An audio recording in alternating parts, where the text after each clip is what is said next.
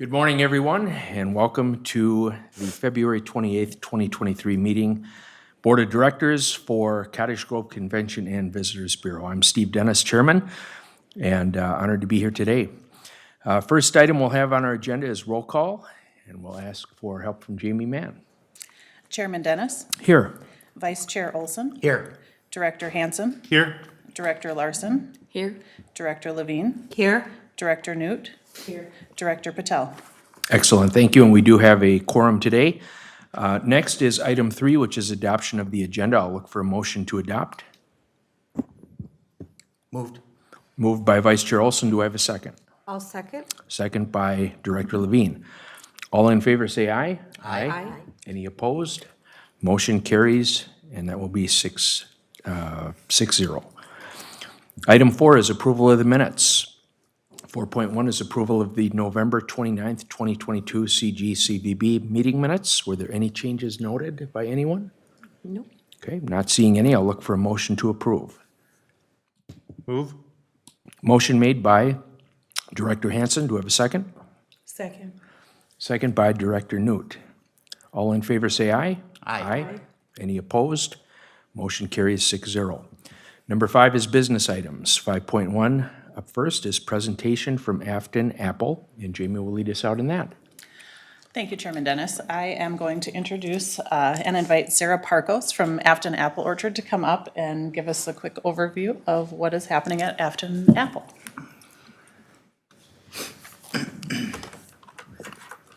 Oh, went to sleep.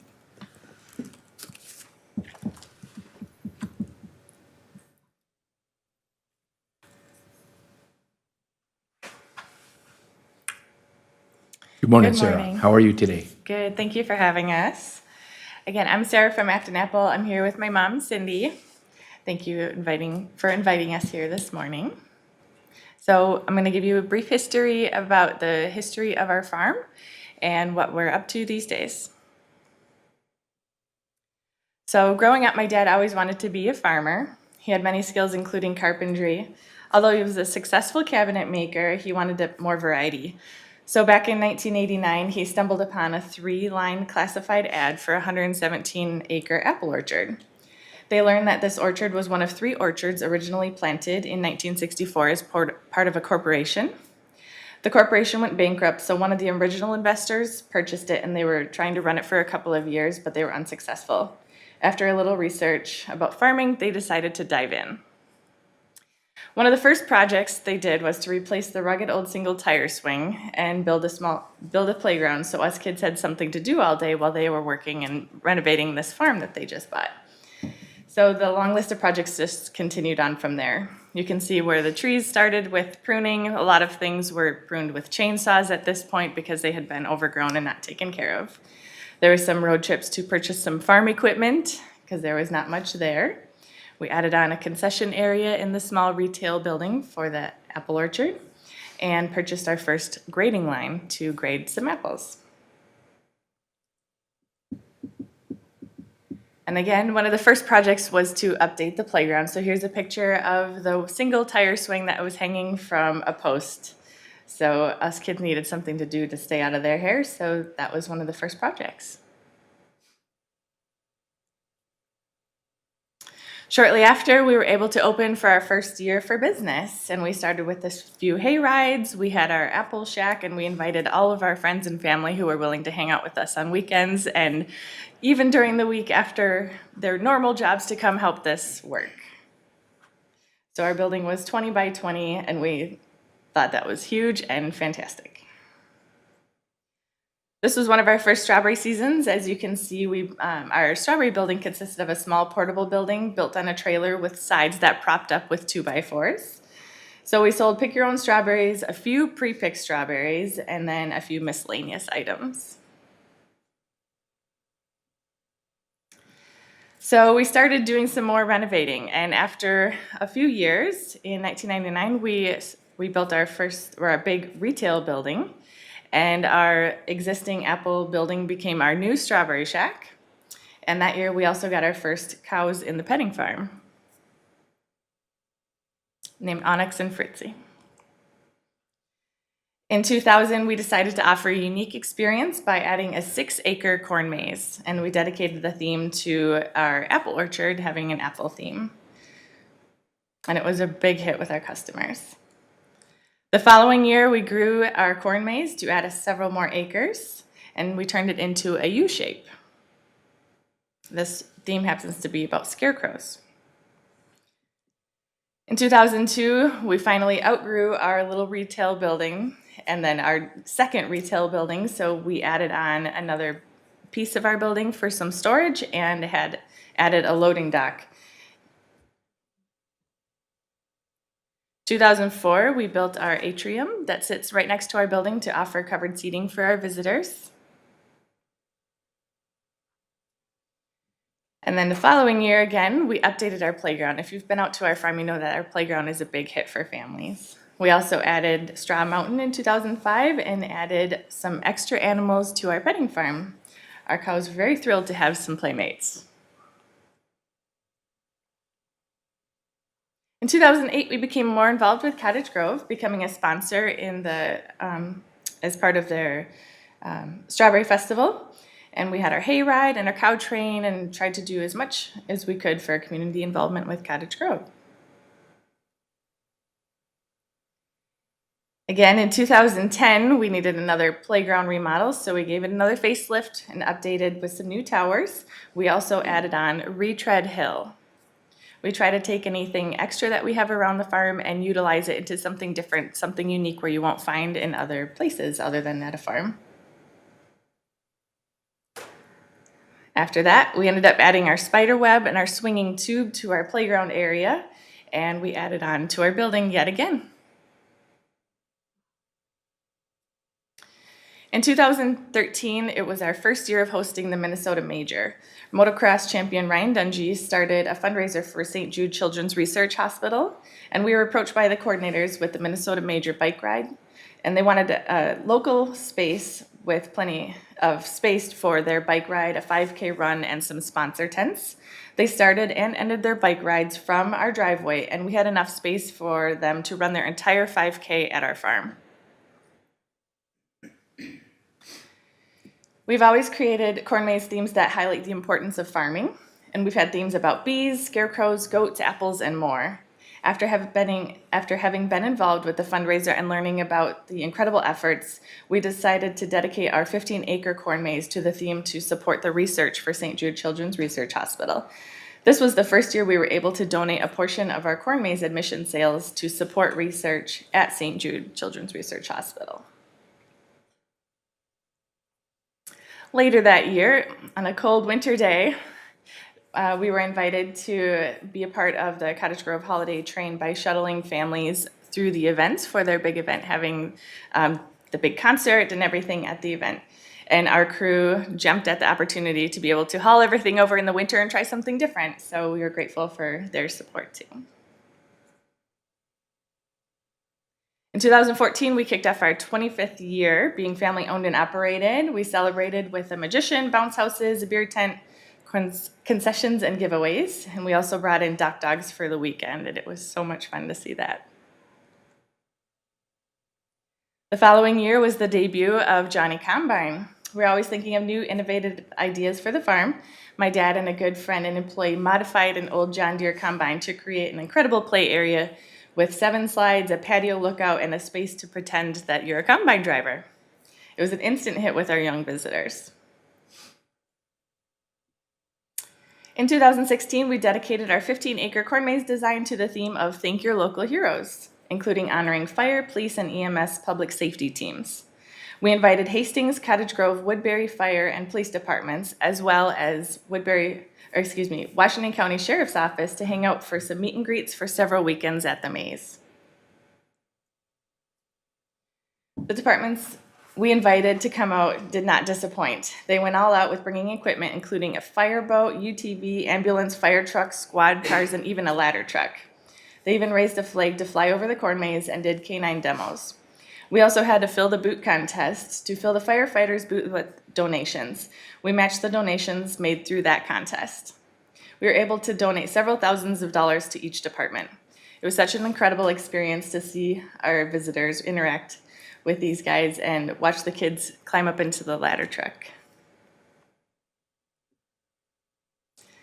Also that year, we had our first Afton Apple Core Classic Car Show. It was great timing to host a car show, as most shows wrap up at the end of the summer. We gave each car a dash plaque and had several classes for a fun competition and presented plaques in the afternoon.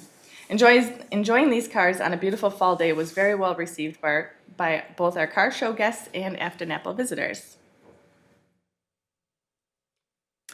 In 2017, it was another busy year with construction. We brought our mobile berry barn to the Cottage Grove Strawberry Fest to offer our famous strawberry shakes and other treats in Kingston Park. We built a new storage barn and remodeled the towers of the playground with 3 new playhouses, patios, and even a Jacob's ladder. Later that fall, we partnered with the folks at Frontier Ag and Turf to bring in some huge tractors and gators for a nice display for our first Touch a Tractor weekend. 2017 was a great time to highlight the 60th anniversary of Dr. Seuss's famous Cat in the Hat in our corn maze. We again hosted fundraisers for Cottage Grove's Public Safety Board and Washington County Sheriff's Office. And we donated a portion of corn maze admission sales to support public safety. Since Dr. Seuss's Cat in the Hat is an iconic character in literacy, we also hosted a fundraiser with Malone Elementary School in Prescott. We again were able to donate several thousands of dollars to each of these organizations. Once again, Cottage Grove Public Safety knocked it out of the park, bringing their ladder truck and flag to our corn maze in 2018. Our theme was Be Amazing, and our theme was dedicated to learning all about bees as well as being amazing. We had signs posted around the orchard with pictures of people doing nice things. You can be amazing by simply picking up trash, holding open a door, reading a book to a child, something like that. At the 2019 bike ride fundraiser for St. Jude Children's Research Hospital, the organizers wanted something special at the starting line and asked if we had any ideas. We called up Cottage Grove Fire Department to see if they could bring a ladder truck and a flag at the starting line, and they were more than happy to be a part of the event. Later that fall, Public Safety came out again with equipment and did meet and greets with their canine. 2019 was the year of our first annual Sunflower Festival. We had 5 acres of beautiful yellow sunflowers. 2020 was a really tough year for our Afton Apple family and crew.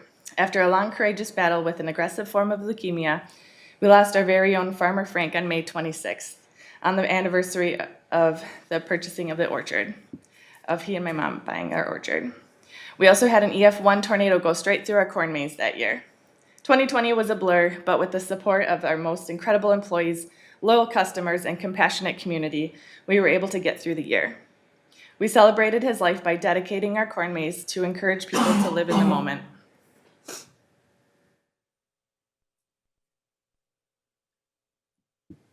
"2021 was an incredibly dry year. The irrigation system ran almost 24/7, but it was all worth it, with one reason being able to add the Pick Your Own zinnias to our flower festival. 2022 unintentionally became the year of the baby goats. We had 11 baby goats born at our farm throughout the fall, adding extra excitement to our petting farm.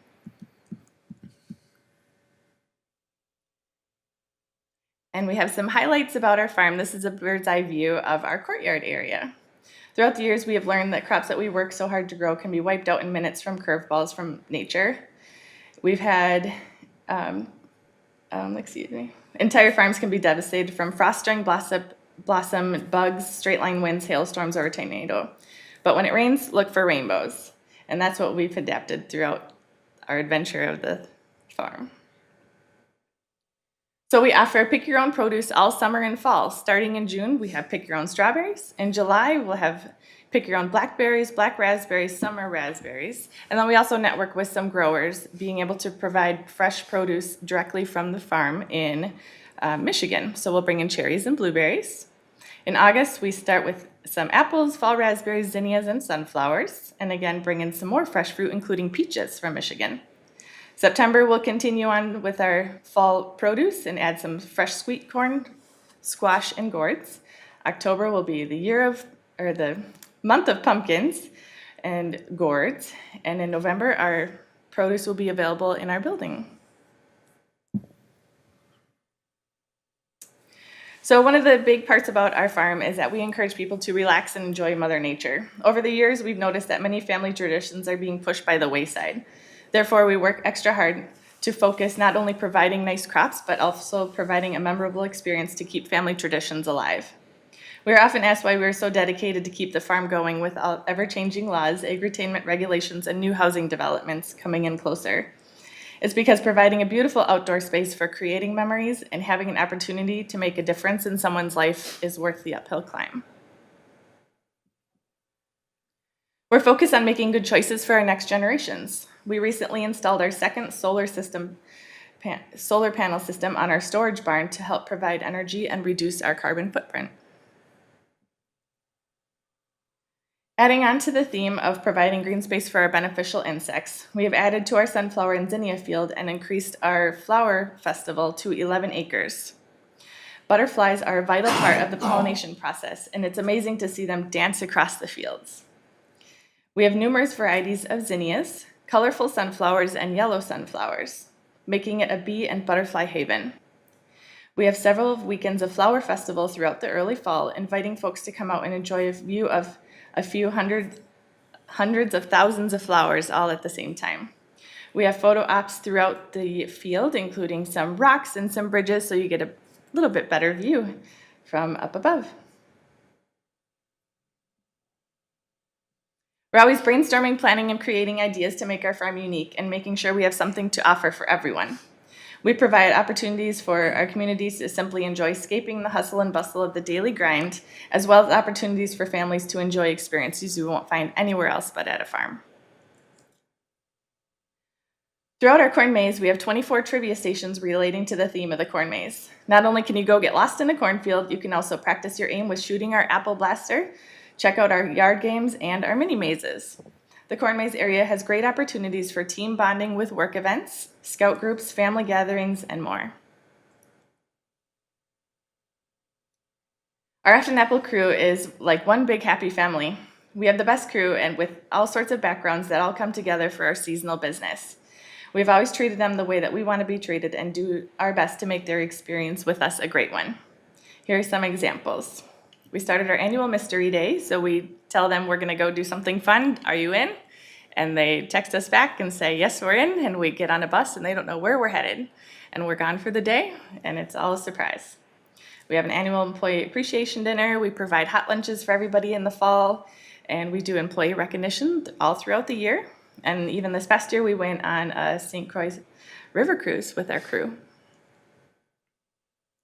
Our tour program is such a fun way to enjoy the orchard from behind the scenes. We have lots of school tours throughout the week for kids, from kids ranging from just learning to walk through kids in college to even work groups. Great communities are built by people with a variety of backgrounds. Some are given generous opportunities with perfectly laid out paths, while others are silently struggling to get by. We've supported several food shelves to offer families fresh produce and donated funds to support purchasing more essentials. We have recently awarded continuing education scholarships to graduating seniors and are involved in many local fundraisers. So this year, what's happening at the farm? It'll be our 34th year of being family owned and operated. Although we don't have visitors at the farm this time of year, we're busy bees working to prepare for a great year. We're in the planning stages and have a few new ideas up our sleeves that we hope to implement this year.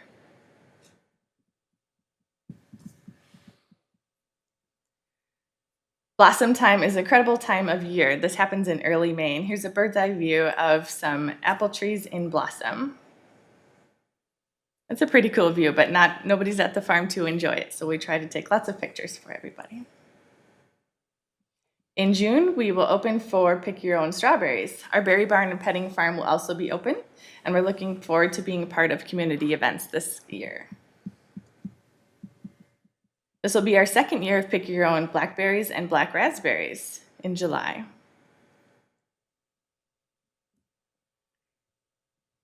We're planning on opening August 19th for our fall season with our Pick Your Own Apples and Raspberries, and have our petting farm open, which they'll be very excited for visitors, and concessions.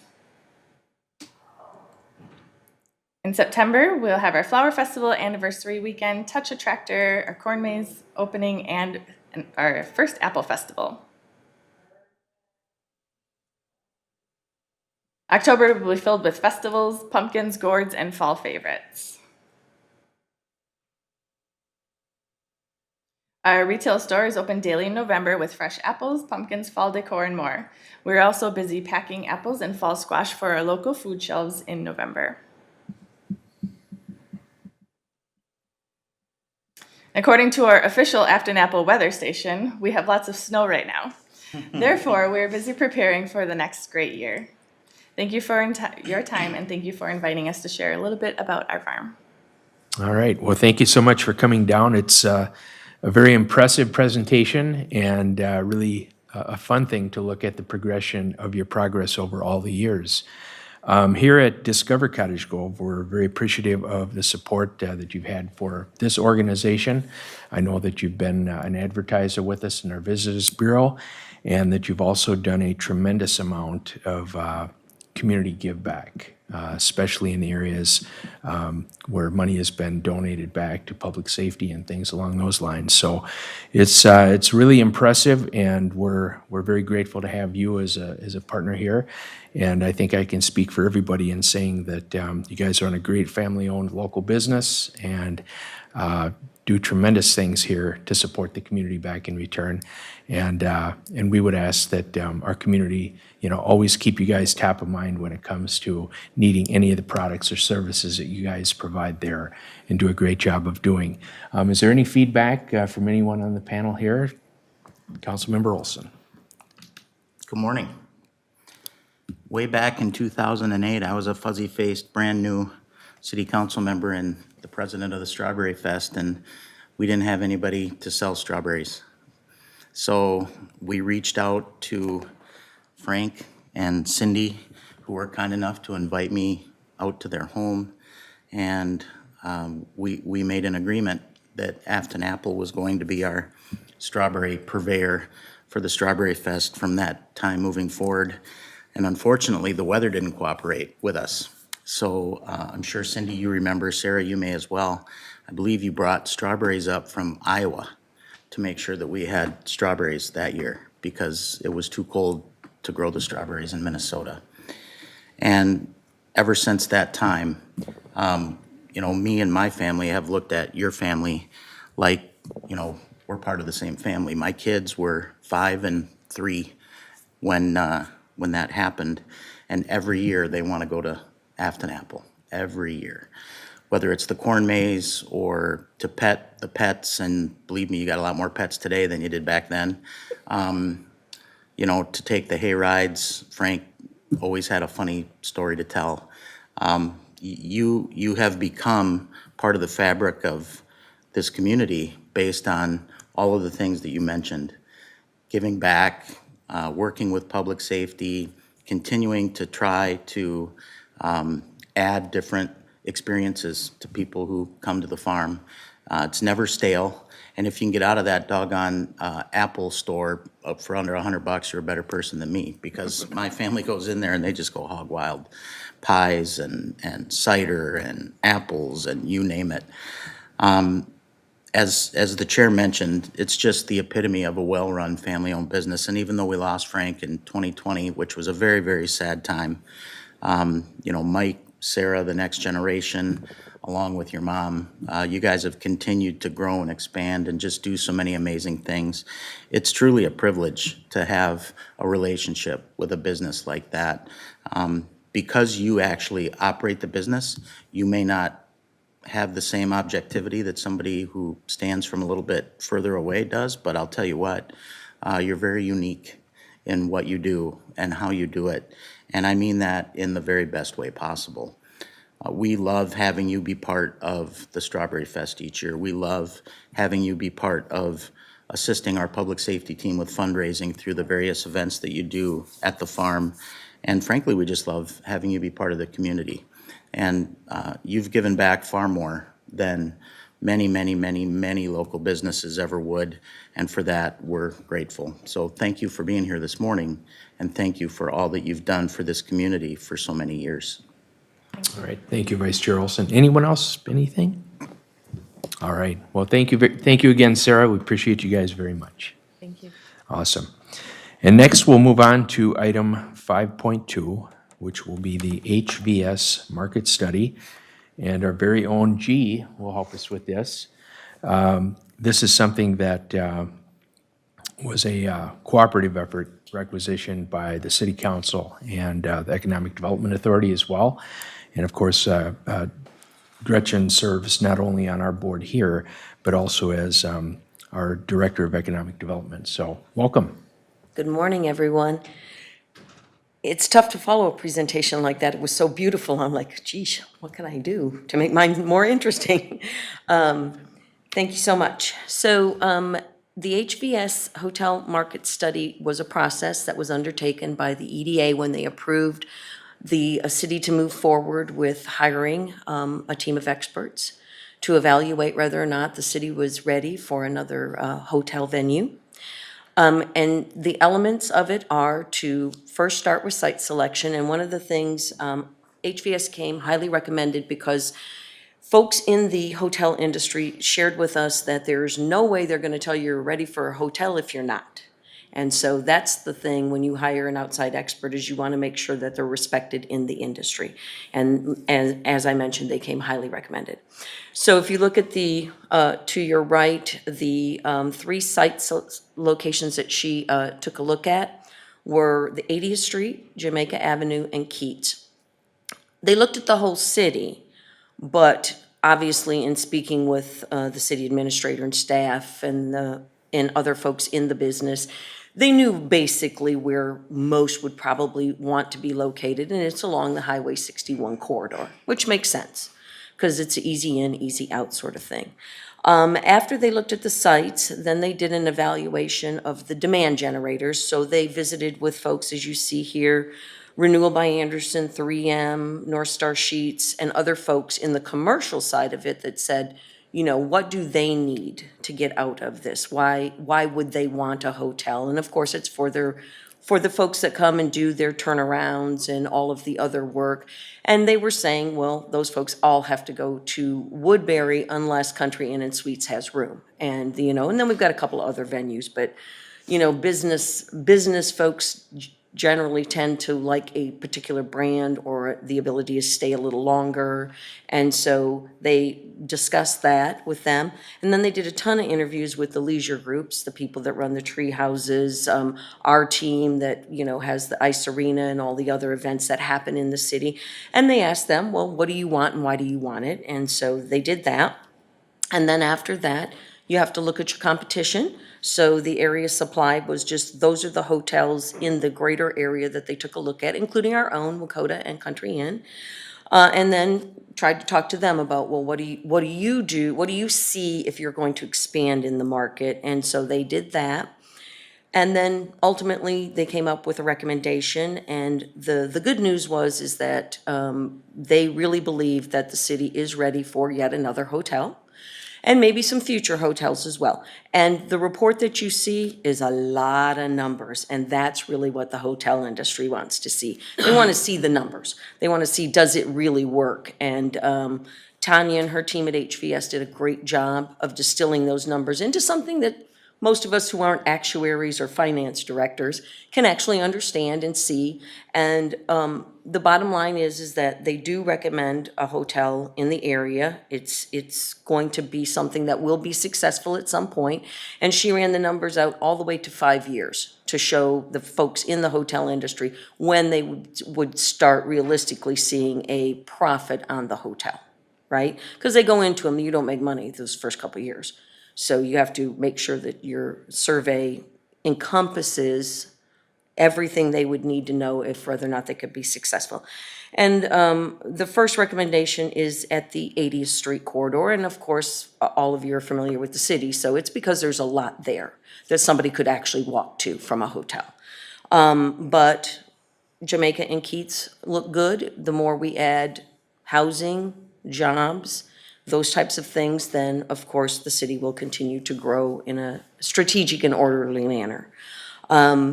One of the things that since the study has been released to the hoteliers who asked for copies, plus folks who didn't necessarily ask for a copy, but we're sending it out anyway. The city administrator and the team has had preliminary meetings with at least, well, with one group, Marriott, is going to be speaking to Wyndham, and then is going to also be speaking to a hotel developer who builds for multiple flags. So there is interest there. How the deal will work out and how long it'll take for the deal to work out remains to be seen. But it's good news for the city, it's good news for the CVB, and I know that we're pleased with how this study turned out, because we believe we got a good value for our money. And Chairman, if maybe you want to add a little bit more, since you were actively involved in meeting with the hoteliers? Well, I'd be happy to just mention the fact that we believe that there's tremendous viability in having additional lodging here. And it's not just us as a team here involved with the city. It's, all the different investors we have in the industrial park who have indicated to us time and again that when they have, and some of these places, just to mention, are corporate headquarters. So they've got people coming into our area for training and extended periods of time where they're here. They end up having to send, in many instances, the people that come to town out of Cottage Grove. And so we would love to be able to capture that opportunity and keep those dollars and all that, that viability right here for us. In addition to that, we have a very substantial and successful local athletic program for youth, where there's a huge number of tournaments. Some of them are national tournaments that now have made a home in Cottage Grove, coming once a year. We've got all kinds of opportunity with our wedding venues, where, you have a 300-person wedding, we've got to have a place for folks to stay. And so there's just a tremendous amount of opportunity that, like I said, across the board, everybody believes in. And so it's just a matter of timing and, of course, having the right location to plug these folks into. We'll certainly do our very best here as a city to be very amenable and workable for them to come in and get their projects going. So that's what I have to add to it. Excellent. All right. Do we have any questions for Director Larson? One question. Just one question. Can you remind me again, how many rooms does the Country Inn and Suites have? Does anybody know that? I want to say they have about, is it 90? Does that? Approximately. Approximately. So it would be another hotel about the same size as Country Inn and Suites? It's Potentially. recommended. Okay. One of the things that we've discussed with the hoteliers is, that have expressed an interest, is maybe having a dual brand hotel. The new concept is to build it in such a way that they have a connecting space between the extended stay and what you call the regular stay. So that idea has gotten a lot of traction, and almost everyone has already mentioned it as a dual brand of some sort. Vice Chair Olson. Thank you. Good information. I had the opportunity to read through the report, and then it took me like a week to recover, but it was a really well-done report. So a couple of questions that popped into my head as I was reading and then listening this morning. First and foremost, location. I know that we've been marketing the city aggressively to this niche out at the ICSC for the past several years. And perhaps the chair has some insight into this, but has there been a preferred location identified by the potential end users? So the potential end users have not specifically said that they have a location in mind. They do take the recommendation of HVS seriously, that 80th Street at Highway 61 would make the most sense to begin with, because it has so many demand generators there. The other ones are going to take a little bit more time. Okay. Mr. Chair, anything to add? Just, obviously the shops at Cottage View area is going to be, probably the highline point of interest, because, when you look at something like that, visibility is there, access is there, vehicle counts are there, commercial node is going to be there. Everything's going to be set for success, plus proximity to the business park. Right. Okay, so that would be, you know, if I'm an investor, that's probably primary area, right? Second to that is the opportunity for redevelopment, but we know redevelopment comes at a higher cost, usually a factor of 3 to 1, acquisition, demolition, and then construction. So that would be an area, you know, like you had mentioned, G, along 80th and 61. And again, I mean, the future is always wide open. I mean, somebody can come in and say, hey, I want to do X, Y, and Z. If they've got the money, as we like to say, or has been said, that capital is spent where capital's welcome, right? Right. So we're definitely, as a community, amenable and open to any opportunity here that would increase our potentials as a city to be able to serve. We're a growing, vibrant city, and I think there's just tremendous opportunity here. And just personally, I believe that there's more opportunity even than what's indicative in that report. Yes. That's my feeling, so. Thank you both for that feedback. It's exactly what I expected, and I'm glad that it was exactly what I expected. One of the things that comes to mind frequently as we talk about our community is, you know, putting our best foot forward when people find an entry point. So, for example, if you get off on 80th Street from Highway 61, what do you see? What does it say about our community? And obviously having strong business partners, such as, you know, some of the folks that you mentioned, flying their flag as people pull up, you know, that gives people a sense of the type of community that you are. And, you know, there's nothing worse than that retail bleed where we lose dollars to surrounding communities because we just don't have that service or those facilities to meet those needs. And as the chair mentioned earlier, with all of the various softball and hockey and all the other athletic tournaments that have been coming to Cottage Grove as we continue to grow, seeing those people eat in restaurants that are outside of our community, stay in facilities that are outside of our community is pretty difficult. So it's encouraging to hear that this report indicates that there's tremendous opportunity, and hopefully that will be the impetus for some of these folks putting shovels in the ground. The second question that I had was, as we think about our community in relation to the surrounding communities, are we looking at unique brands that maybe don't exist in the, you know, surrounding area? Maybe there's a 20-mile radius as an example where there isn't I'm just gonna throw this name out because it just popped into my head, but say Days Inn.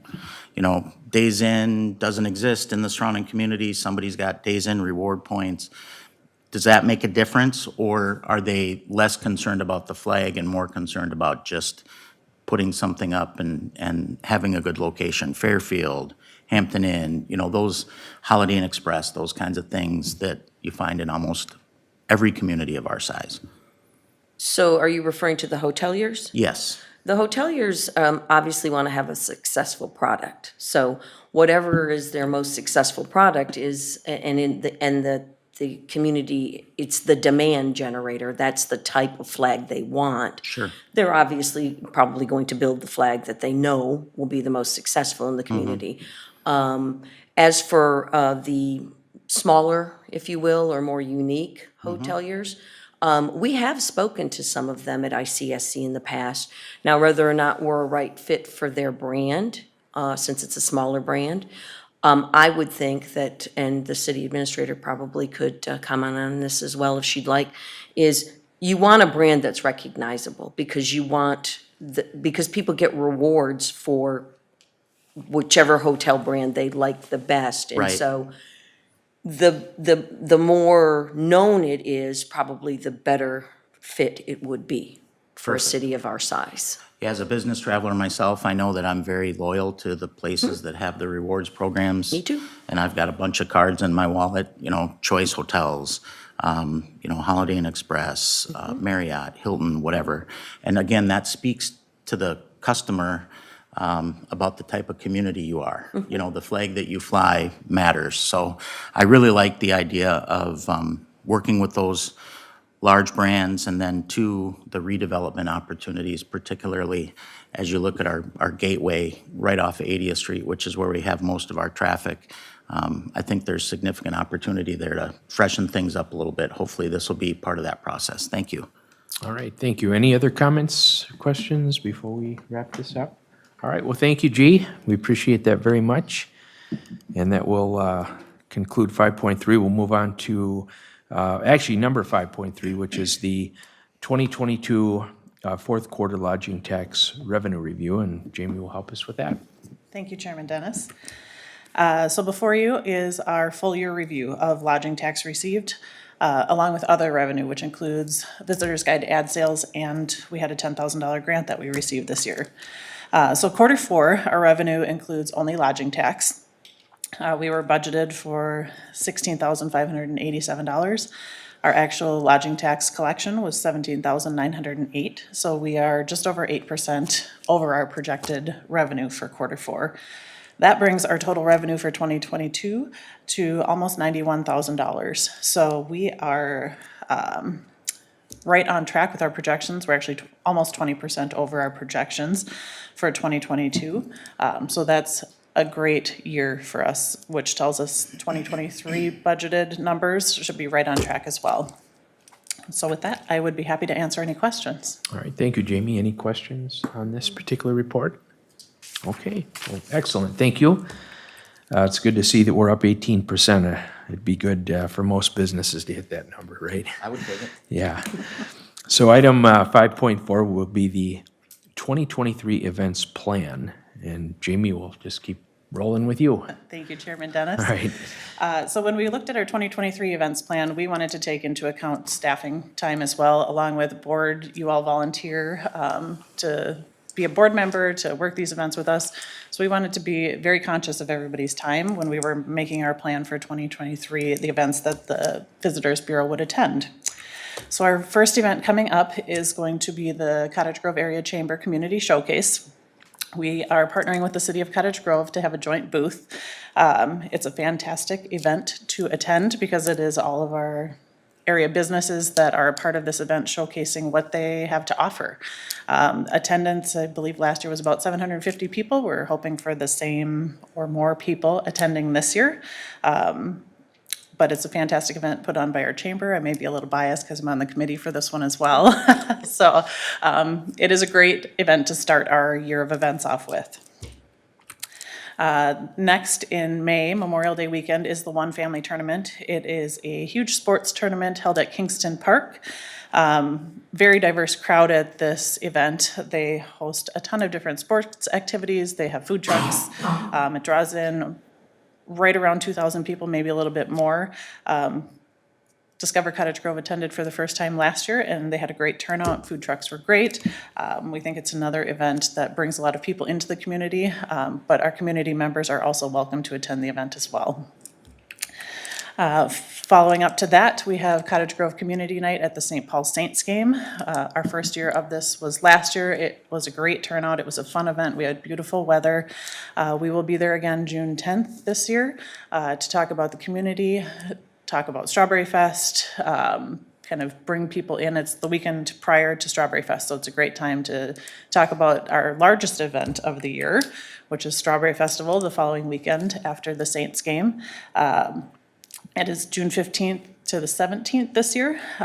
Attendance is it's our largest event, so 17 to 25,000 people. There's carnival rides, there's a huge parade, biggest turnout I think I've ever seen at the Strawberry Fest Parade this past year, so we are hoping that it continues into 2023.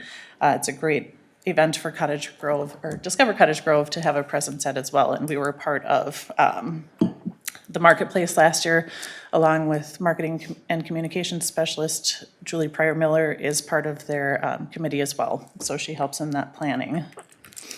Following up to that, our bike park is celebrating their 10-year anniversary this year. It is a very unique local attraction that brings a lot of people into the city. They are having an anniversary party on August 19th. They're expecting anywhere from 750 to 1,500 people. Now, we haven't attended this event, obviously, because it's their 10-year anniversary. It only happens one time, but we are choosing to be a part of it because it is going to be a big draw into the community this year. It's a different type of visitor than we see at normal events in our community, but it should be a great crowd. So we're looking forward to that one as well. And then into the holidays. Our second annual Hometown Holiday Celebration, while we don't have a date yet, we think it's gonna be in November. We had a great turnout this past year, even though it was frigidly cold for the event. We are hoping for better weather, bigger crowds, but we had a lot of fun. We had Santa, we had reindeer, we had food trucks, we had activities for kids. We had a great turnout. So Discover Cottage Grove will be a part of that again this year. And then our final event of the year will be the Holiday Train. This is a huge draw in, again, for the city of Cottage Grove. Between 5,000 and 8,000 people in attendance. They had food trucks, they had activities, the train, the bands. It's a great event for Cottage Grove, Discover Cottage Grove to be a part of as well. So that was kind of a quick overview of the events that we have planned to attend this year. And I would be happy to stand for any questions. All right, thank you, Jamie. Any questions or feedback on this plan for this year? All right. Well, it looks like it takes us pretty nicely through the calendar, so I think there's a lot of good things for us to do and be involved with, and should be very helpful in getting our message out. So thank you very much. Awesome. Well, that will move us on to item number 6, which is other business. 6.1 is comments. Do we have any comments from the table? Okay, I will make a quick note that on April 13th, we have our volunteer banquet, and everyone here on the panel is invited to come and be part of that. That'll be down at River Oaks Golf Course, and I'm sure that Chef Isaac will put together a wonderful meal here for everyone to enjoy. We also have the opportunity to nominate a volunteer of the year or volunteer group of the year, and this is something where folks who are interested, if you know somebody that has made a big difference here in the community, you can go to cottagegrovemn.gov/volunteer, and you can make a nomination for someone to get that recognition. We should have some information on the city's website for that, as well as social media as well. So that'll be something that we'll all be pushing for. And what I would always like to say, and I believe that Councilman Olson will agree with me, is that we very much appreciate all the volunteers that we have across the wide spectrum of different volunteer opportunities, commissions, civic groups, charitable groups, etc. There's a lot of people that work together to make our home a much better place. So that's what I have for comments. 6.2 is a response to previous comments. We have under 6.2A, Historical Visitor Bureau P&L Review. We're going to hold off on that report until the May 2023 meeting. We've got some additional data that we can pull into that. That'll take us to number 7, which is a workshop. We do not have any today. And before we call for adjournment, I do want to mention that the next meeting of Discover Cottage Grove will be held. We're going to keep the date the same. And reason being is everybody's got it on the calendar. Tuesday, May 23rd, 2023 at 7:30 a.m. And I've asked Vice Chair Olson to run that meeting for us and put it in his capable hands. So with that said, number 8 is adjournment. Do I have a motion to adjourn? Move to adjourn. Motion made by Vice Chair Olson. Do we have a second? Second. Second by Director Hansen. All in favor say aye. Aye. Any opposed? Motion carries 6-0. Thank you all. Have a wonderful day.